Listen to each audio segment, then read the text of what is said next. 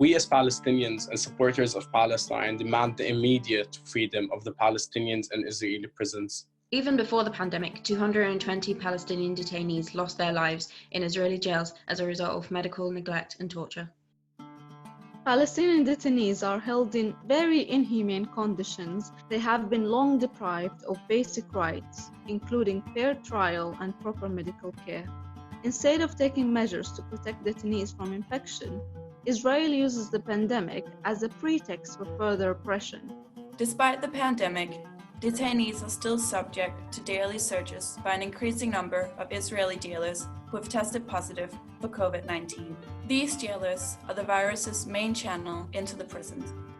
Every morning, Israeli jailers go from one cell to the other to count the detainees, and this humiliating process often includes physical abuse.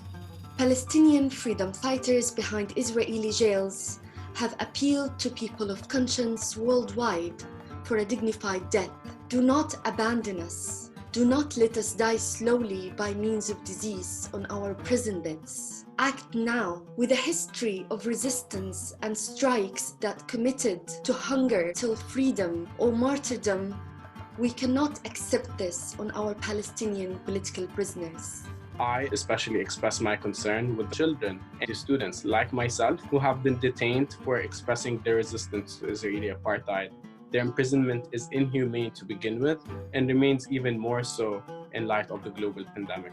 We should all ask ourselves, is what is being done to Palestinian children good enough for our children? No. Palestinian Prisoners' Day is not only intended to honor the captive resistance by the Palestinian prisoner movement. This day is intended, above all, to affirm loudly and strongly that we Palestinians will always fight for our right of self-determination, that Israelis' repression will only make us stronger, that we will always rise above our pain to fight for our freedom, justice, and equality. We are Not free until the Palestinian people are free. We are not free until the Palestinian people are free.